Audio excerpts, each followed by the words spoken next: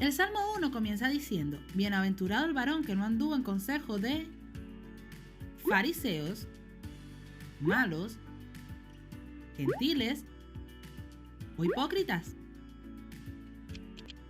Y la respuesta correcta es malos. Y esto lo podemos ver en el libro de los Salmos, en el capítulo 1, en el versículo 1.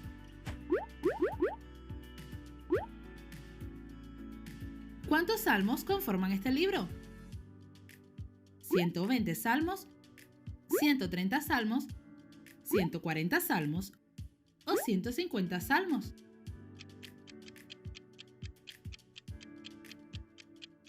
Y la respuesta correcta es que son 150 salmos los que conforman este hermoso libro.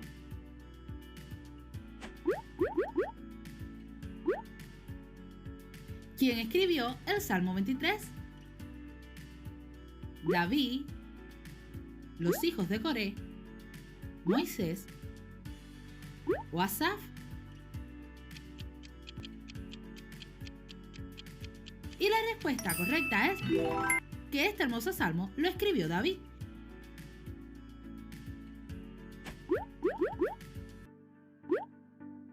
¿Cuál de estos salmos se le atribuye a Moisés? Salmo 90, Salmo 101, Salmo 103 o Salmo 131. Y la respuesta correcta es el Salmo 90. Una vez más, hermanos, estoy aquí para saludarlos, para compartir la palabra del Señor, que es ciertamente el propósito por el cual estoy usando este medio. Y vamos a comenzar una vez más con la predicación de esta tarde. Y como más antes hemos tenido ya el canto y también las preguntas, y así es que espero también que todo esto sea de bendición para sus vidas, sobre todo hablando de las preguntas también. Y pues en esta hora vamos a orar al Señor y para poder entrar al tema de hoy, que viene siendo: el mundo es una fuente de tentación. Como les dije hace 8 días, estamos estudiando las 3 fuentes que tientan al hombre a pecar. Ese es el tema principal de los tres puntos principales. Así es que oremos al Señor y demos gracias a Dios por la vida y por estos momentos. Te damos gracias, Dios amado, por estos momentos, por tu presencia, por tu palabra, porque has enviado a tu Hijo, nuestro amado Señor y Salvador Jesucristo. Y pedimos, Padre, que tú hables y ministres a nuestro corazón, que tu palabra llegue a nuestra vida y transforme, Señor, nuestro ser. Porque tu palabra, Señor, dices tú en tu palabra que tu palabra no vuelve a ti vacía. Así es que produzca fruto, Señor, en cada corazón de cada oyente. Bendice sus vidas, bendice sus familias y pon, Señor, también la carga y la necesidad, Señor, de buscar la salvación en ti, porque no hay, Señor, otro lugar en que podamos adquirir esta salvación. Te pedimos, Señor, en esta hora, en el nombre de Cristo Jesús, que tú traigas, Señor, hacia ti al corazón, Dios, que se encuentra necesitado de ti, amado Padre, que se encuentra en soledad, que se encuentra en tristeza, o también la persona que se encuentra enferma. Que este medio, Señor, sea de bendición para su vida y que tú, Señor, edifiques el alma de cada uno de ellos y pongas en ellos paz. En el nombre de Jesús lo pedimos. Amén. Bien, hermanos, los saludo una vez más y quiero decirles que el deseo de mi corazón es de que todos estén bien con sus familias y que podamos aprovechar también los días que tenemos de vida. En esta hora comienzo con el tema. El tema de hoy es: el mundo es una fuente de tentación. Nuestra base bíblica está en 1 de Juan capítulo 2 versículo 15 al 16. Y dice la palabra de Dios: no améis al mundo ni las cosas que están en el mundo. Si alguno ama al mundo, el amor del Padre no está en él. Porque todo lo que hay en el mundo, los deseos de la carne, los deseos de los ojos y la vanagloria de la vida no proviene del Padre, sino del mundo. La Biblia es muy clara en este pasaje, nos habla acerca de que no debemos de amar al mundo ni tampoco las cosas que hay en el mundo. Y cuando la palabra de Dios nos dice mundo, no se refiere al planeta terráqueo, se refiere a la gente que habita en él o al sistema, a los sistemas políticos, a las corrientes filosóficas que, que, que forman ciertamente em, eh, las corrientes dentro de las universidades y que van formando a las generaciones también. Entonces la palabra de Dios nos dice que no debemos de amar al mundo y como la palabra en este pasaje nos habla de mundo, nos habla en este caso de gente, Juan capítulo 3 versículo 16 dice la palabra de Dios, porque de tal manera amó Dios al mundo, quiere decir que Él amó tanto a la humanidad, al humano, de tal manera que Él envió a su Hijo único, nuestro Señor Jesucristo, para salvación de cada uno de nosotros si le aceptamos y le reconocemos como Señor y Salvador y si nos arrepentimos de nuestros pecados y de nuestra rebelión que hemos cometido durante toda nuestra vida en contra de Dios. Así es que es ahí donde él envió a su Hijo al mundo porque ha amado tanto a la humanidad, a nosotros, a ti y a mí, mi amado amigo, mi amado hermano. Pero la palabra nos habla aquí de que nosotros no debemos de amar al mundo, es decir, al sistema, a las corrientes filosóficas, ni las cosas que están dentro del mundo. Y podríamos decir, ¿y qué cosas hay dentro del mundo? Bueno, creo que en nuestro mundo realmente hay tantas cosas, la misma naturaleza nos ha otorgado bendiciones de la que el hombre ha tomado provecho y ciertamente a beneficio o para beneficio de la humanidad también. Eh, pero la palabra del Señor nos dice que no amemos, en este caso, las cosas que hay en el mundo, como ¿qué? Como las cosas que uno pueda poseer, tal vez el carro, tal vez la casa, tal vez otras cosas. Por esa razón dice la palabra, amarás al Señor tu Dios con todo tu corazón, con toda tu alma, dice, y con todas tus fuerzas. Hay que amar a Dios sobre todas las cosas. Entonces, una vez que nosotros conocemos de Jesucristo, estamos nosotros enfocando nuestro amor al Padre. ¿Por qué? Porque el corazón realmente en uno debe de estar siempre limpio, porque vivimos en un mundo plagado de pecado. Y fíjate lo que nos dice Primera de Juan capítulo 5 versículo 19, sabemos que somos de Dios y el mundo entero está bajo el maligno. Así es que por esa razón la palabra nos advierte y nos dice, no ames al mundo, porque el mundo está bajo el maligno. Es decir, toda la filosofía está bajo el maligno, todas las artes está bajo el maligno, aún los deportes, absolutamente todo está bajo el maligno. Tiene el maligno control de todas estas esferas sociales, de tal manera que son también anzuelos que usa para aquel que ha salido del pecado a encontrarse con Cristo para vivir una vida santa. Entonces, todos estos son anzuelos que el diablo usa para volver a atrapar a los cristianos y regresarlos al mundo.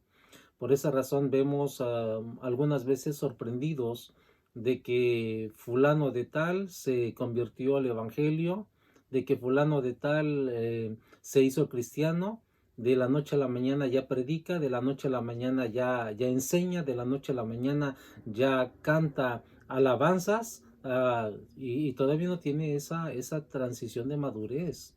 Pero más sin embargo, cuando nosotros nos damos cuenta de que dicen, bueno, aquel que se dijo que era cristiano regresó una vez más al mundo. ¿Por qué? Porque debemos de darnos cuenta que somos de Dios. Y si somos de Dios, debemos nosotros de aborrecer al mundo. Debemos, en este caso, no amar al mundo. Sabemos que por este mundo nosotros, o por esta vida, nosotros estamos de paso nada más y somos peregrinos. Nuestra vida debe de estar consagrada y comprometida para con Dios una vez que Él nos ha perdonado. Así es que la palabra de Dios ahí nos dice, ¿no? Juan capítulo 5, versículo 19, repito la cita, sabemos que somos de Dios y el mundo entero está bajo el maligno.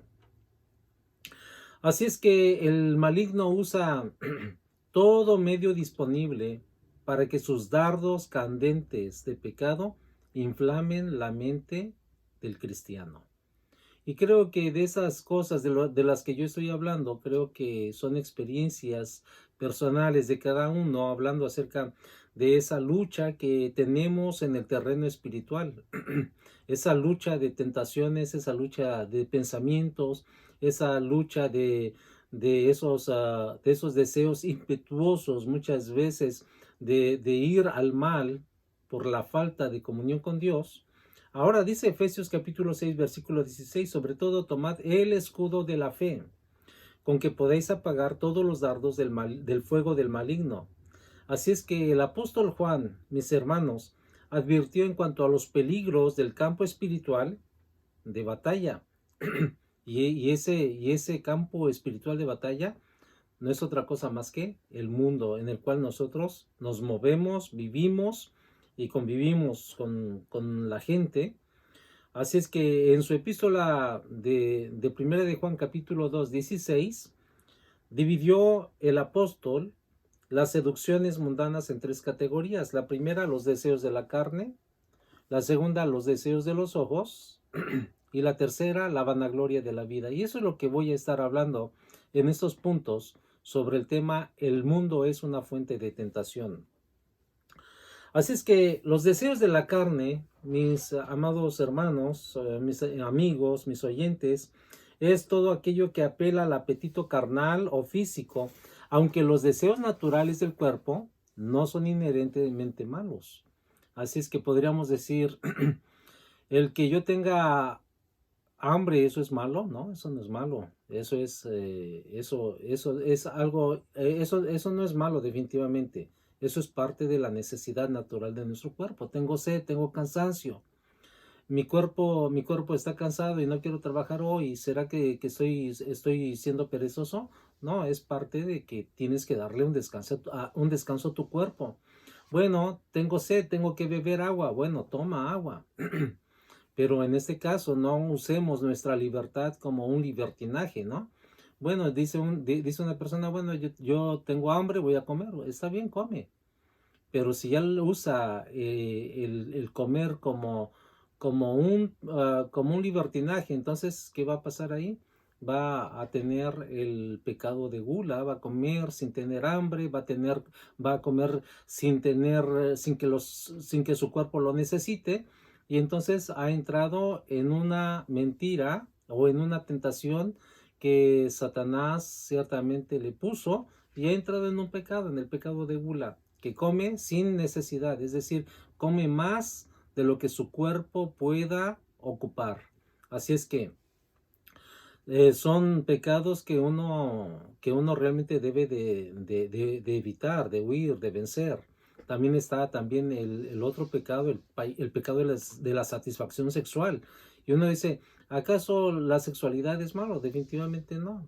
La palabra de Dios nos habla precisamente dentro de lo que es el orden de lo que es la relación sexual.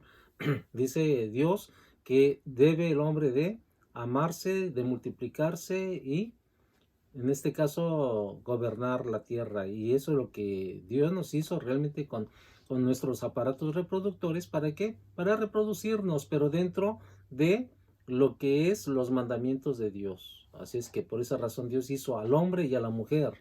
Dios no hizo hombre con hombre o mujer con mujer para que pudieran vivir como un matrimonio, porque eso realmente no es así. Así es que el hombre y la mujer es lo que Dios ideó, y el sexo es realmente algo sano, algo limpio, solamente que viene el diablo y lo ha corrompido.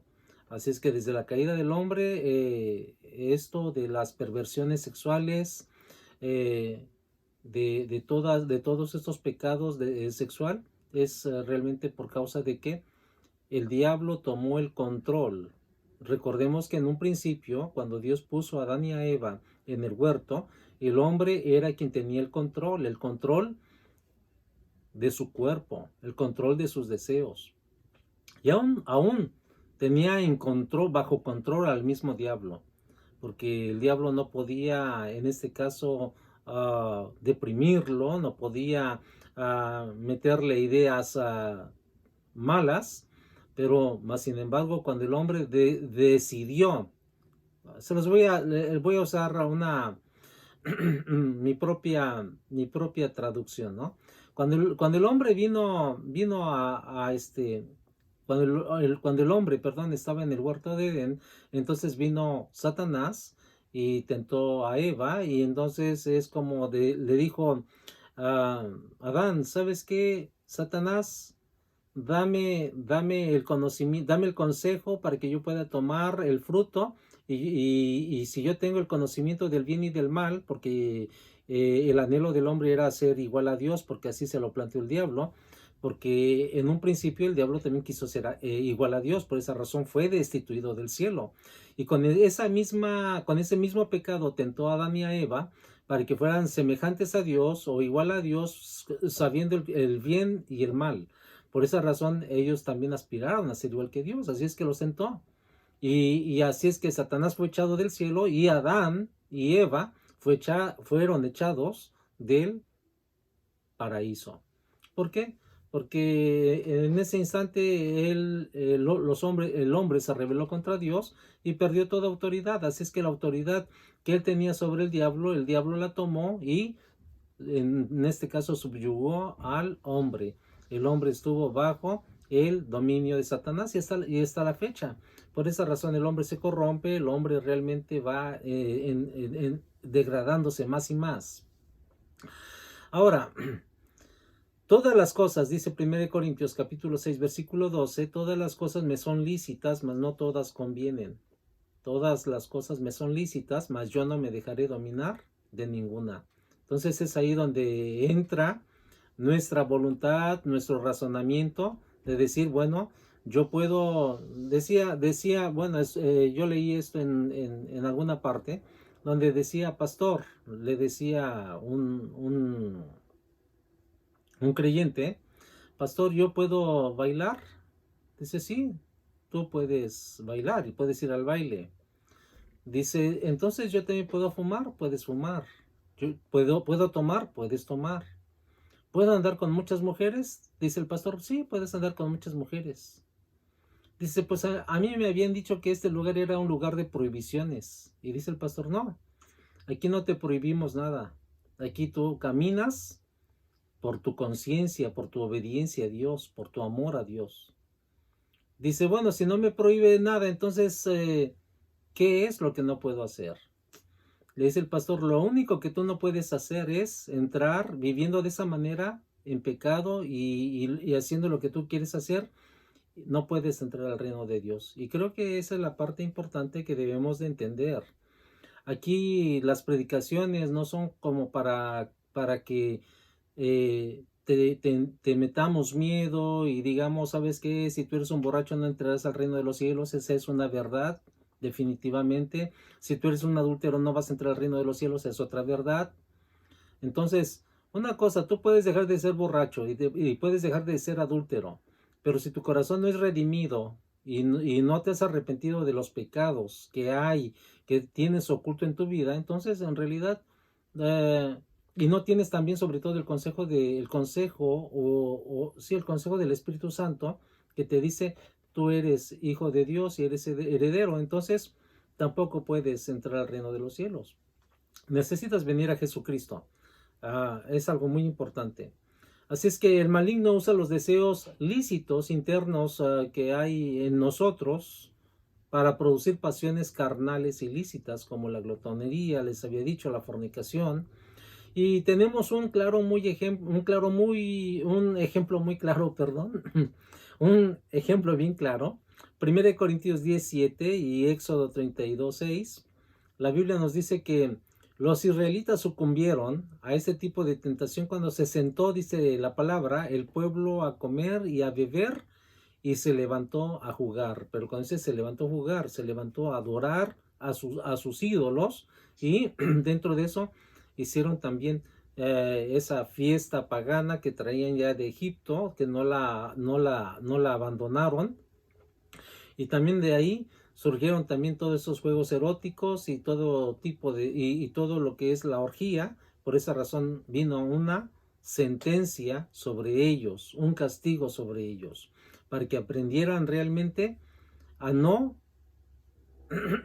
a no irse en pos de la carne, sino más bien a obedecer a Dios, para que aprendieran a obedecer a Dios. Pero bueno, eso es lo que sucedió, y la palabra del Señor nos dice cómo Satanás ciertamente tienta al hombre por medio de los pensamientos. El diablo también trató de tentar a Jesús por medio de los deseos de la carne. Él tenía 40 días, 40 noches de ayuno y oración, así es que el deseo natural de su carne era comer. Pero cuando vino Satanás, él sabía dónde podía tocarle para hacerle caer. Y cuando le propuso que convirtiera las piedras en pan, lo que dice Mateo capítulo 3, la Biblia nos dice cómo Jesucristo, nuestro amado Salvador, lo reprendió. Y le dice, no solo de pan vivirá el hombre, sino de toda palabra que sale de la boca de Dios. Entonces es importante, cuando tú estés en una tentación, no se te olvide recitar la palabra. Cuando el diablo te venga con una tentación, recítale la palabra. Y hay que hacerlo como lo hizo nuestro Señor Jesucristo. Así es que los deseos de los ojos es todo aquello que apela a las demandas insaciables de la vida. Fíjate lo que nos dice Eclesiastés 1:8. Todas las cosas son fatigosas, más de lo que el hombre puede expresar. Nunca se sacia el ojo de ver, ni el oído de oír. Entonces, la palabra nos habla acerca de que en esta categoría de tentación el maligno usa la atracción externa, la inherentemente buena, como el deseo de una casa, un auto, o también ese deseo malo de codiciar a la mujer del prójimo. Y uno de los mandamientos nos dice que no debemos de codiciar a la mujer del prójimo, ni su casa, ni su asno. Es decir, la codicia no debe de tener cabida en nuestro corazón. Entonces todo esto realmente genera codicia y hay que hacerlo a un lado. Por ejemplo, Eva, capítulo 3, versículo 6, ella codició del fruto que había en el árbol, y dice la palabra, y vio la mujer que el árbol era bueno para comer y era agradable a los ojos y árbol codiciable para alcanzar la sabiduría, y tomó de su fruto y comió.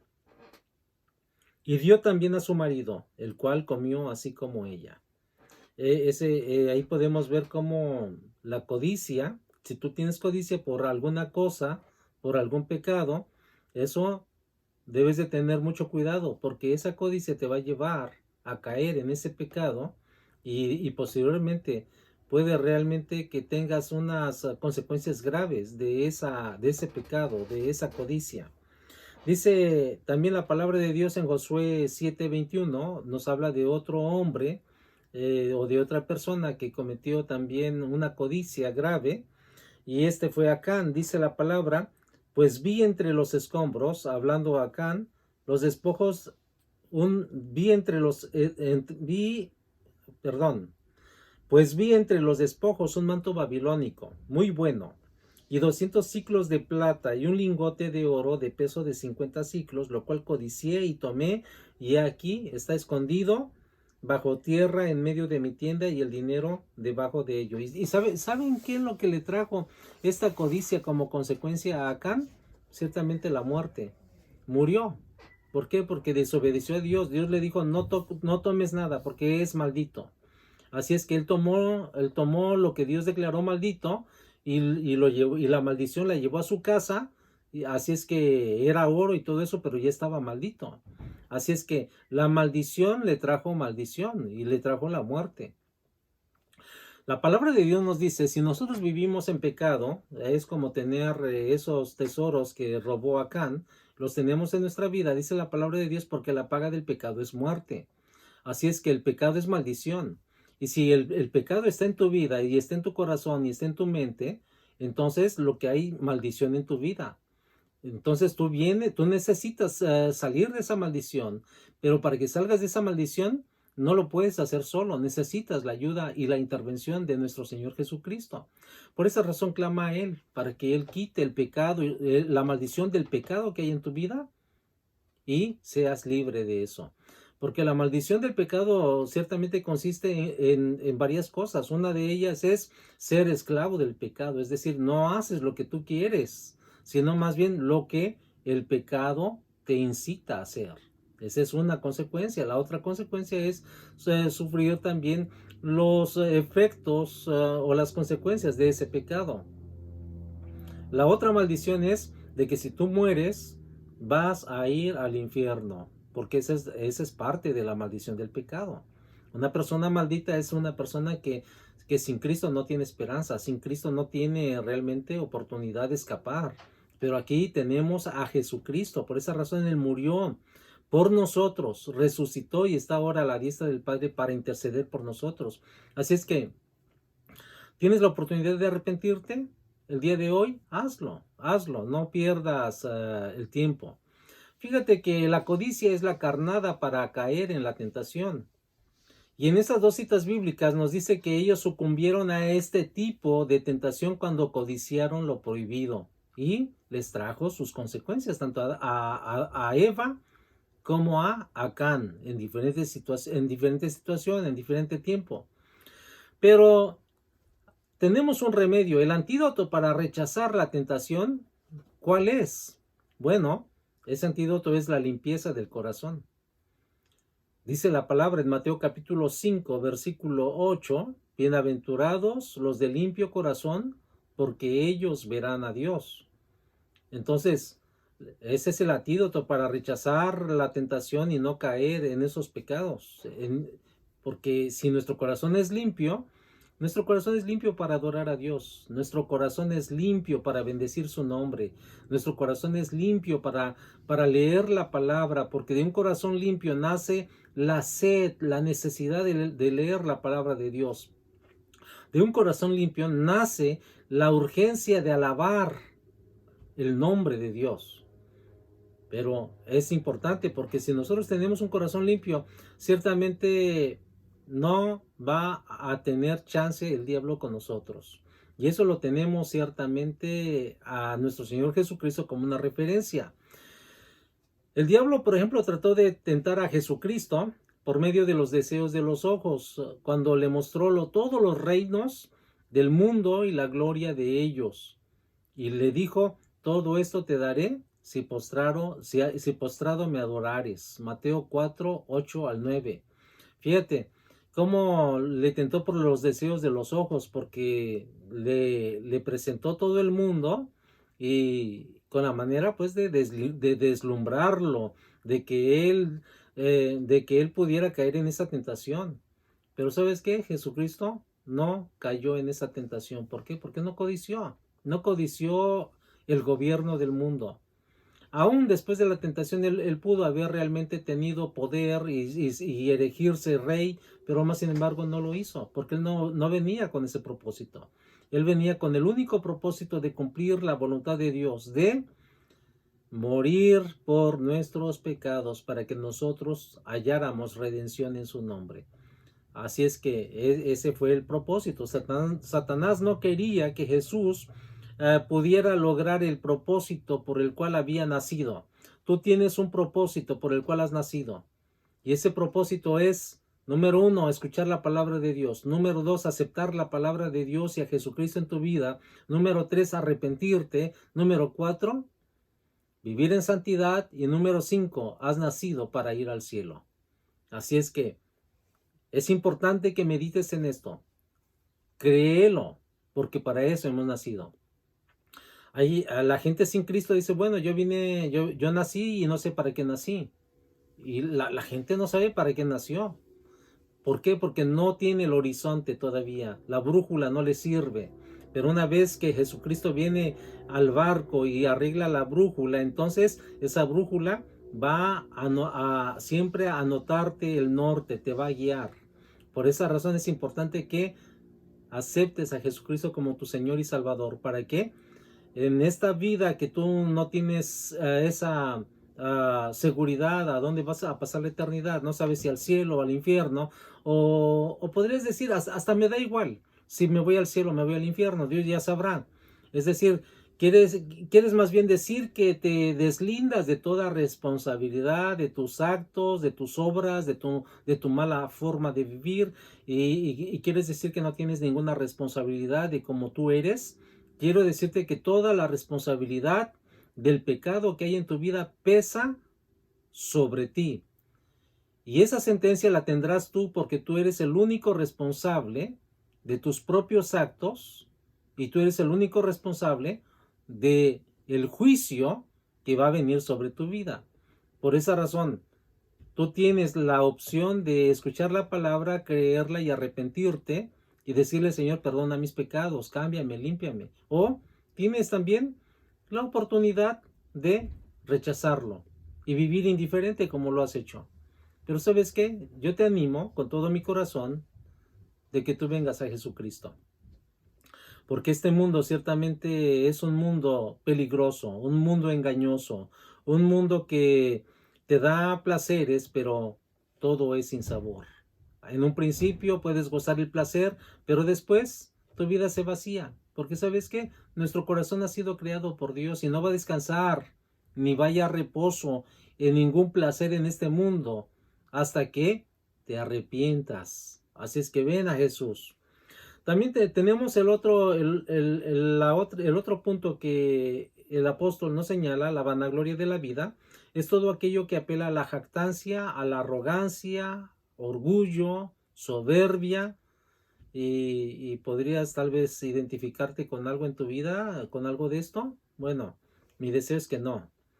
En esta tentación el maligno usa la contemplación del logro personal. ¿Has escuchado a decir a personas que dicen, bueno, yo no necesito arrepentirme, yo soy buena persona, soy buen vecino, buen padre, buen esto, buen aquello, buen empleado, buen ciudadano, soy más bueno que muchas personas.